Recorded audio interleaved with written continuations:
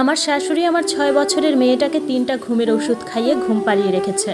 আমি আর আমার স্বামী যখন ডাক্তারের কাছ থেকে ১২ ঘন্টা পর ফিরে এসে শাশুড়ি আম্মাকে বললাম, আম্মা মীরা কখন ঘুমিয়েছে? আমার শাশুড়ি মা নির্লিপ্ত গলায় বলল, সারাদিন কান্নাকাটি করে মাথা ধরাই দিছিল, তাই একটু আগে আমার ঘুমের ওষুধ ৩টা খাইয়ে দিছি, যেন চুপচাপ ঘুমায়। আমি আমার স্বামীকে চিৎকার দিয়ে অ্যাম্বুলেন্স ডাকতে বললাম। আমার বুকের ভেতরটা যেন মুহূর্তেই বরফ হয়ে গেল। আমি দৌড়ে মীরার রুমে ঢুকে দেখি আমার ছোট্ট মেয়েটা খাটে একদম নিস্তেজ হয়ে পড়ে আছে। তার ছোট ছোট হাত দুটো শরীরের পাশে পড়ে আছে, চোখ বন্ধ, নিঃশ্বাস খুব ধীরে চলছে। মীরা, মা ওঠো মা। আমি তাকে ঝাঁকাতে লাগলাম, কিন্তু ওর শরীরে কোনো সাড়া নেই। আমার স্বামী আসিফ তখন ভেতরে ঢুকেছে। সে মীরার মুখে হাত দিয়ে কয়েক সেকেন্ড স্থির হয়ে দাঁড়িয়ে রইল, তারপর কাপা গলায় বলল, ওর শরীর এত ঠান্ডা কেন? আমি কাঁদতে কাঁদতে বললাম, অ্যাম্বুলেন্স ডাকো, এখনই ডাকো। আসিফ ফোন বের করতে করতে তার মায়ের দিকে তাকালো। মা, তুমি কি খাইয়েছো ওকে? শাশুড়ি আমার ড্রয়িং রুমে দাঁড়িয়ে ঠান্ডা গলায় বলল, আমার ঘুমের ওষুধ ৩টা খাইছে, এতে এমন কি হয়েছে? আমি যেন নিজের কানকে বিশ্বাস করতে পারছিলাম না। ৩টা! আমি চিৎকার করে উঠলাম। একটা ৬ বছরের বাচ্চাকে ৩টা ঘুমের ওষুধ খাইয়েছেন। তিনি বিরক্ত মুখে বললেন, এই একটুখানি ওষুধে কেউ মরে না, আমার তো খাইলে ঘুম আসে না, তোমরা এখন নাটক করতেছো? আমার মাথা ঘুরছিল। সকাল থেকে আমরা হাসপাতালে ছিলাম। আসিফের ছোট চাচাতো ভাইয়ের অ্যাক্সিডেন্ট হয়েছিল, তাই তাড়াহুড়ো করে যেতে হয়েছিল। মীরাকে রেখে গিয়েছিলাম কারণ শাশুড়ি আম্মা নিজেই বলেছিলেন নাতনিকে আমি দেখে রাখবো। আমি যদি জানতাম। আমার চোখ দিয়ে পানি থামছিল না। মীরা সাধারণত খুব চঞ্চল, সারাদিন গল্প করে, একাকি করে, কখনো পুতুল নিয়ে খেলে, একটু আদুরে স্বভাবের বলে মাঝে মাঝে কান্না করতো ঠিকই, কিন্তু সে তো একটা বাচ্চা। তার কান্না থামাতে কেউ ঘুমের ওষুধ খাওয়ায়? অ্যাম্বুলেন্স আসতে প্রায় 15 মিনিট লাগলো, কিন্তু সেই 15 মিনিট আমার কাছে মনে হচ্ছিল 15 বছর। আমি মীরাকে কোলে নিয়ে বসেছিলাম, বারবার তার কপালে চুমু দিচ্ছিলাম। মা, একটা কথা বলো প্লিজ। আসিফ আমার পাশে বসেছিল, কিন্তু তার মুখ পুরো ফ্যাকাশে। সে জীবনে প্রথমবার তার মায়ের দিকে এমন চোখে তাকাচ্ছিল যেন সামনে অপরিচিত কাউকে দেখছে। অ্যাম্বুলেন্স আসার পর প্যারামেডিকরা দ্রুত মীরাকে স্ট্রেচারে তুলল। একজন জিজ্ঞেস করলো, কতগুলো ট্যাবলেট খেয়েছে? আমি কাঁদতে কাঁদতে বললাম, 3টা, সম্ভবত ঘুমের ওষুধ। লোকটার মুখ সঙ্গে সঙ্গে বদলে গেল। বাচ্চার বয়স কত? 6। সে আর কিছু না বলে দ্রুত অক্সিজেন লাগাতে লাগলো। আমার বুক কেঁপে উঠল। অ্যাম্বুলেন্সের ভেতরে শুধু মেশিনের শব্দ হচ্ছিল। আমি মীরার ছোট্ট হাত ধরে বসেছিলাম, হাতটা একদম নিস্তেজ।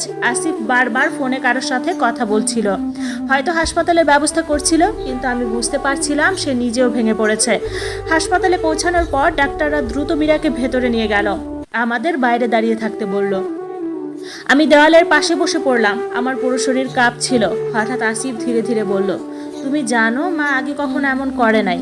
আমি মাথা তুলে তার দিকে তাকালাম। তুমি কি এখনো তাকে ডিফেন্ড করতেছো? সে চুপ হয়ে গেল। আমি দাঁতে দাঁত চেপে বললাম, একটা বাচ্চাকে ঘুমের ওষুধ খাওয়ানো অপরাধ, তুমি বুঝতেছো? আসিফ মাথা নিচু করে বলল, আমি বুঝতেছি। ঠিক তখনই একজন ডাক্তার বের হলেন। আমরা দুজন একসাথে উঠে দাঁড়ালাম। ডাক্তার গম্ভীর মুখে বললেন, ওর শরীরে ওষুধের মাত্রা অনেক বেশি গেছে। আমরা চেষ্টা করতেছি স্টেবল রাখতে, তবে আগামী কয়েক ঘন্টা খুব গুরুত্বপূর্ণ। আমার পা কেঁপে উঠল। ডাক্তার, আমার মেয়ে ঠিক হয়ে যাবে তো? তিনি কিছুক্ষণ চুপ থেকে বললেন, এখন কিছু নিশ্চিত বলা যাচ্ছে না। আমার মনে হচ্ছিল পৃথিবীটা থেমে গেছে। আর ঠিক তখনই আসিফের ফোনে একটা কল আসলো। সে ফোনটা রিসিভ করতে ওপাশ থেকে কারো চিৎকার শোনা গেল। আসিফের মুখ মুহূর্তেই সাদা হয়ে গেল। আমি আতঙ্কিত হয়ে বললাম, কি হয়েছে? সে ধীরে ধীরে আমার দিকে তাকালো। তার কণ্ঠ কাঁপছিল। মা বাসা থেকে বের হয়ে গেছে, আর যাওয়ার আগে একটা চিঠি রেখে গেছে। আসিফের হাত থেকে ফোনটা প্রায় পড়ে যাচ্ছিল। ওর ফ্যাকাশে মুখের দিকে তাকিয়ে আমার বুকের ভেতরটা মোচড় দিয়ে উঠল। মীরার এই অবস্থার মধ্যে আবার নতুন করে কি হলো? কি হয়েছে আসিফ? আম্মা কি লিখে গেছে? আমি অস্ফুট স্বরে জিজ্ঞেস করলাম। আসিফ কোনো উত্তর দিল না। সে পাথরের মতো দাঁড়িয়ে রইল। আমি ওর হাত থেকে ফোনটা কেড়ে নিয়ে দেখলাম একটা মেসেজ এসেছে।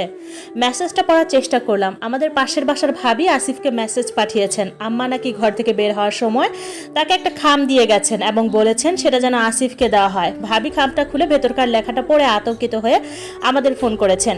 চিঠিতে যা লেখা ছিল তা পড়ার পর আমার মেরুদণ্ড দিয়ে একটা হিমশীতল স্রোত বয়ে গেল। সেখানে লেখা ছিল, আসিফ, আমি জানতাম তোরা আমাকেই দোষ দিবি। তোদের সংসার, তোদের মেয়ে, সবকিছুই তোদের কাছে বড় হলো। আমার কোনো দাম নেই। আমি তো ওকে একটু শান্তিতে ঘুমানোর জন্য ওষুধ দিয়েছিলাম, কিন্তু তোরা আমাকে অপরাধী বানিয়ে দিলি। পুলিশ আসার আগে আমি সব শেষ করে দিচ্ছি। আমাকে আর খুঁজতে আসিস না। আসিফ ডুকরে কেঁদে উঠল। মুনিয়া, মা কি তবে আত্মহত্যা করতে গেছে? আমার ভেতরে তখন এক অদ্ভুত লড়াই চলছে। একদিকে আমার একমাত্র সন্তান আইসিইউতে জীবনের সাথে লড়াই করছে, যার এই অবস্থার জন্য ওই মানুষটা দায়ী, আর অন্যদিকে সেই মানুষটা এখন অপমানের দোহাই দিয়ে নিজেকে শেষ করে দেওয়ার হুমকি দিচ্ছে। আমি আসিফের দিকে তাকিয়ে শক্ত গলায় বললাম, আসিফ, তোমার মা কোথাও যাবেন না। এটা ওনার নতুন কোনো নাটক কিনা আমি জানি না, কিন্তু আমার মেয়ে যদি এখন চোখ না মেলে আমি দুনিয়ার কোনো কিছু মানবো না। আসিফ পাগলের মতো হাসপাতালের করিডোরে পায়চারি করতে লাগলো। এক পাশে নিজের মা, অন্য পাশে নিজের সন্তান। ও যেন ছিঁড়ে দুভাগ হয়ে যাচ্ছে। ঠিক তখন আইসিইউর দরজা খুলে ডাক্তার বের হলেন। ওনার কপালে বিন্দু বিন্দু ঘাম। আমরা দুজনেই ছুটে গেলাম। ডাক্তার মীরা? ডাক্তার মাস্কটা নামিয়ে দীর্ঘশ্বাস ফেলে বললেন, দেখুন, বাচ্চার স্টমাক ওয়াশ করা হয়েছে, কিন্তু ড্রাগটা রক্তে মিশে যাওয়ায় ওর হার্টবিট খুব নিচে নেমে গিয়েছিল। আমরা আমাদের সাধ্যমতো চেষ্টা করেছি। আগামী 1 ঘন্টা আমাদের জন্য গোল্ডেন আওয়ার। যদি ও এই সময়ের মধ্যে সাড়া দেয় তবে আমরা বিপদমুক্ত বলতে পারবো। আমি মেঝের উপর বসে পড়লাম। আমার ছোট্ট মীরা, যে কিনা কাল রাতে আমার গলার উপর হাত রেখে ঘুমিয়েছিল, সে আজ সাদা চাদরের নিচে নিস্তেজ হয়ে পড়ে আছে। হাসপাতালের নিস্তব্ধতা ভেঙে হঠাৎ আসিফের ফোন আবার বেজে উঠল। এবার ফোন করেছে পুলিশ স্টেশন থেকে। আসিফ পুলিশকে জানিয়েছিল, হাসপাতাল থেকে জানাতে বলছিল। হ্যালো মিস্টার আসিফ, আপনার মায়ের ফোন থেকে একটা লোকেশন আমরা ট্র্যাক করেছি। ওনাকে রেল লাইনের ধারের একটি বস্তির কাছে পাওয়া গেছে। কিন্তু পুলিশের গলার স্বর শুনে আসিফ চিৎকার করে উঠল, কিন্তু কি? আমার মা কি ঠিক আছেন? ওপাশ থেকে পুলিশ অফিসার যা বললেন তা শুনে আসিফ ফোনটা কানে ধরে রেখেই ধপ করে চেয়ারে বসে পড়ল। তার চোখ দিয়ে অজরে পানি ঝরছে। আমি ভয় মিশ্রিত কণ্ঠে জিজ্ঞেস করলাম, কি হয়েছে আসিফ? আম্মা কি কিছু করেছেন? আসিফ শুধু বিড়বিড় করে বলতে লাগলো, সব শেষ হয়ে যাচ্ছিল মুনিয়া, সব শেষ হয়ে যাচ্ছিল। সে এক অদ্ভুত পরিস্থিতি। হাসপাতালের এক কামরায় আমার মেয়ে মৃত্যুর সাথে লড়ছে, আর ফোনের ওপাশ থেকে খবর এলো আসিফের মা রেল লাইনে ঝাঁপ দিতে গিয়ে পা পিছলে পড়ে গেছেন। কিন্তু ওনার ব্যাগের ভেতর থেকে এমন কিছু পাওয়া গেছে যা দেখে পুলিশের সন্দেহ হচ্ছে। এটা কোনো সাধারণ দুর্ঘটনা নয়। পুলিশ জানিয়েছে ওনার ব্যাগের ভিতর মীরার খেলনা আর একটি পানির বোতল পাওয়া গেছে। ওই পানির বোতলের বিষাক্ত গন্ধ সন্দেহ জাগাচ্ছে যে তিনি কি শুধু নিজেকেই শেষ করতে চেয়েছিলেন, নাকি এর পেছনে আরো কোনো ভয়ানক পরিকল্পনা ছিল। আমার মনে পড়ে গেল, মীরাকে যখন অ্যাম্বুলেন্সে তুলছিলাম তখন আম্মা খুব নির্লিপ্ত ছিলেন। একজন দাদিকে এতটা নিষ্ঠুর হতে পারেন, নাকি এর পেছনে লুকিয়ে আছে অন্য কোনো মানসিক ব্যাধি বা পুরনো কোনো প্রতিহিংসা? ঠিক সেই মুহূর্তে আইসিইউর ভেতর থেকে একটা যান্ত্রিক সংকেত বেজে উঠল। ডাক্তাররা হন্তদন্ত হয়ে ভেতরে ছুটলেন। আমার কলিজাটা যেন ছিঁড়ে বের হয়ে আসতে চাইলো। মীরা কি তবে আমাদের ছেড়ে চলে যাচ্ছে? আর আম্মা, তিনি কি সত্যি অনুশোচনায় এমনটা করলেন, নাকি ধরা পড়ে যাওয়ার ভয়ে পালানোর পথ খুঁজছিলেন? আইসিইউর ভেতর থেকে আসা দীর্ঘ সেই বিপ শব্দটা যেন আমার কানে তপ্ত সীসার মতো বিঁধছিল। ডাক্তার আর নার্সদের ছোটাছুটি দেখে আমার চোখের সামনের পৃথিবীটা দুলতে লাগলো। আমি কি তবে আজ আমার সবটুকু হারিয়ে ফেলবো? আসিফ করিডোরের এক কোণে স্তব্ধ হয়ে বসে আছে। একদিকে পুলিশের সেই ফোন আর অন্যদিকে মীরার এই সংকট। লোকটা যেন পাথর হয়ে গেছে। আমি কোনো মতে দেওয়াল ধরে দাঁড়িয়ে আইসিইউর দরজার দিকে তাকিয়ে রইলাম। সময় যেন থমকে দাঁড়িয়েছে। হঠাৎ দরজা খুলে একজন নার্স বের হয়ে এলেন। ওনার চোখে মুখে কিছুটা স্বস্তির আভা। তিনি আমার কাছে এসে নিচু স্বরে বললেন, বাচ্চার কার্ডিয়াক অ্যারেস্ট হয়েছিল, তবে ডাক্তাররা শক দিয়ে হার্টবিট ফিরিয়ে আনতে পেরেছেন। মীরা এখন স্থিতিশীল, কিন্তু জ্ঞান ফিরতে আরও সময় লাগবে। আমি সেখানেই ধপ করে বসে পড়লাম। যাক, আমার মেয়েটা অন্তত এখনও আমাদের মাঝে আছে। ঠিক তখনই হাসপাতালের রিসেপশনে পুলিশের এক কনস্টেবল এসে হাজির হলেন, সাথে আসিফের সেই ছোট চাচাতো ভাইয়ের বাবা, যার অ্যাক্সিডেন্টের খবর শুনে আমরা সকালে বেরিয়েছিলাম। আসিফ টলতে টলতে উঠে দাঁড়ালো। পুলিশ কনস্টেবল আসিফের দিকে একটা প্লাস্টিকের ব্যাগ এগিয়ে দিলেন। ভেতরে সেই রহস্যময় পানির বোতল আর মীরার একটা ছোট্ট পুতুল। কনস্টেবল গম্ভীর গলায় বললেন, মিস্টার আসিফ, আপনার মা রেল লাইনের পাশে পড়ে গিয়ে মাথায় বেশ চোট পেয়েছেন। তাকে সরকারি হাসপাতালে ভর্তি করা হয়েছে। তবে অবাক করা বিষয় হলো, এই বোতলে যা পাওয়া গেছে তা কোনো পানীয় নয়, এটা এক ধরনের তীব্র কীটনাশক। আমার আর আসিফের চোখাচোখি হলো। আমি চিৎকার করে বলে উঠলাম, কীটনাশক? তার মানে আম্মা কি মীরাকেও এটা খাওয়াতে চেয়েছিলেন? চাচা এবার আমতা আমতা করে মুখ খুলল। আসিফ, একটা কথা হয়তো এখন বলা দরকার। সকালে তোমরা যখন হাসপাতালে দেখতে এসেছিলেন, আমি তখন তোমাদের বাসায় গিয়েছিলাম গরম পানির ফ্লাগ আনার জন্য। তখন আমি দেখেছিলাম তোমার আম্মা ফোনে কার সাথে যেন কথা বলছিলেন। তিনি বলছিলেন আজ সব শেষ হয়ে যাবে, ওরাই যদি না থাকে তবে এই সম্পত্তির ভাগিদার আর কেউ থাকবে না। আমি তখন বুঝতে পারিনি তিনি কার কথা বলছেন। আসিফের মুখটা মুহূর্তেই কুঁচকে গেল। সে অস্ফুট স্বরে বলল, সম্পত্তি? কোন সম্পত্তি? হঠাৎ আমার মনে পড়ে গেল, আসিফের বাবা মারা যাওয়ার আগে মীরার নামে একটা বড় ফিক্সড ডিপোজিট আর আমাদের এই ফ্ল্যাটটা লিখে দিয়ে গিয়েছিলেন। আম্মা সবসময় চাইতেন এই ফ্ল্যাটটা যেন ওনার ছোট ছেলের নামে করে দেওয়া হয়, কিন্তু আসিফ রাজি হয়নি। তাহলে কি স্রেফ সম্পত্তির লোভে একজন দাদি তার নিজের নাতনিকে শেষ করে দিতে চাইলেন? আর যখন দেখলেন মীরা মরেনি, তখন নিজেকে অপরাধী সাজিয়ে আত্মহত্যার নাটক করতে গিয়ে এই কীটনাশকের বোতল ব্যাগে নিয়ে বেরিয়েছিলেন, যাতে লোকে ভাবে তিনি অনুশোচনায় মরতে চেয়েছিলেন। আসিফ ফোন বের করে সায়মাকে ফোন দিল। সাইমা, আম্মার ঘরে আলমারির পেছনের লকারটা খুলতো, দেখ ওখানে বাবার উইলটা আছে কিনা। 10 মিনিট পর সাইমার ফোন এলো, তার গলা কাঁপছে। ভাইয়া, উইলটা এখানে নেই, কিন্তু এখানে একটা ডায়েরি পাওয়া গেছে। আম্মা গত 3 মাস ধরে মীরার উপর রাগ পুষে রাখছিলেন। তিনি লিখেছেন, এই মেয়েটাই আমার পথের কাঁটা, ও থাকলে আসিফ কোনোদিন আমার কথা শুনবে না। আমার ঘৃণা যেন চরমে পৌঁছালো। যে মানুষটার হাতে পরম বিশ্বাসে মেয়েকে রেখে গিয়েছিলাম, তিনি কিনা মাসের পর মাস ধরে এই ষড়যন্ত্র বুনেছেন। পরদিন সকালে মীরার জ্ঞান ফিরল। ও চোখ মেলতেই আমার দিকে তাকিয়ে ক্ষীণ গলায় বলল, দাদি কেন তিতা পানি খেতে দিল? আমি মীরার হাতটা শক্ত করে ধরলাম। চোখের পানি আর বাধা মানছে না। আসিফ পাশে দাঁড়িয়ে মীরার মাথায় হাত বুলিয়ে দিচ্ছিল, তবে ওর চোখে এখন আর কোনো দুর্বলতা নেই। পুলিশের লোক দরজায় দাঁড়িয়েছিল। আসিফ তাদের দিকে তাকিয়ে ধীর কণ্ঠে বলল, অফিসার, আমার মায়ের বিরুদ্ধে আমি স্টেটমেন্ট দেব। তিনি যা করেছেন তা ভুল নয়, তা ছিল একটি পরিকল্পিত অপরাধ। বিকেলে খবর এলো আসিফের মা হাসপাতালে জ্ঞান ফেরার পর প্রথম যে কথাটি বলেছিলেন তা হলো, আসিফ কি সব জেনে গেছে? তিনি জানতেন না যে অপরাধ করে পার পাওয়া গেলেও অপরাধবোধ আর প্রমাণের হাত থেকে পালানো যায় না। সম্পর্কের যে পবিত্রতা তিনি নষ্ট করেছেন, তার মাসুল তাকে আইনি পথেই দিতে হবে।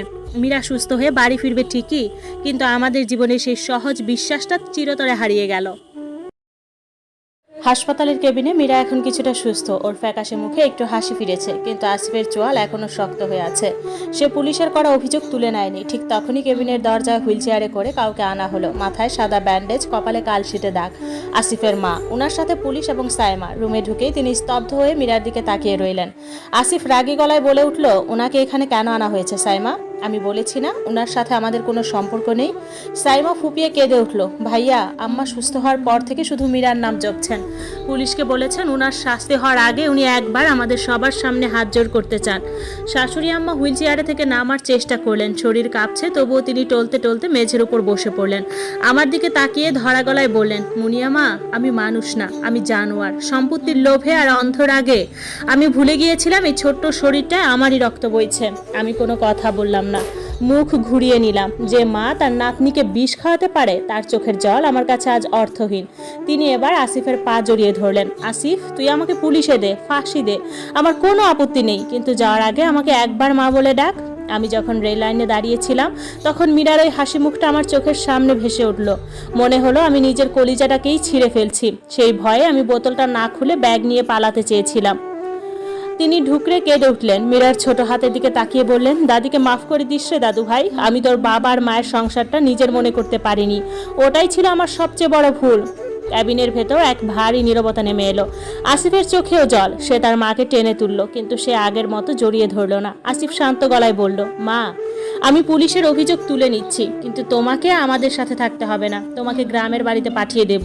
সেখানে গিয়ে তুমি তোমার ভুলগুলোর প্রায়শ্চিত্ত করো। মীরাকে তোমার কাছ থেকে দূরে রাখাটাই এখন ওর জন্য নিরাপদ।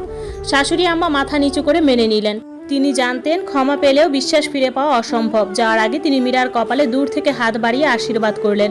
মীরা ফ্যাল করে তাকিয়ে রইল। ও হয়তো বুঝতেই পারলো না ওর অতি আপন দাদি কেন আজ এত দূরে সরে যাচ্ছে। আমি মীরার মাথায় হাত বুলিয়ে দিতে ভাবলাম, কিছু ভুল জীবনের মোড় ঘুরিয়ে দেয়। রক্ত আর সম্পর্কের চেয়েও মাঝে মাঝে মানুষের লোভ বড় হয়ে দাঁড়ায়, কিন্তু শেষ পর্যন্ত জয় হলেও সেই মাতৃত্বের আর সত্যের। শাশুড়ি আম্মা হুইল চেয়ারে করে বেরিয়ে গেলেন, এক বুক অনুশোচনা আর একাকিত্ব নিয়ে। সম্পর্কের এই ক্ষত হয়তো কোনোদিন পুরোপুরি শুকাবে না, কিন্তু আমরা অন্তত আমাদের মেয়েটাকে ফিরে পেয়েছি, এটাই পরম পাওয়া।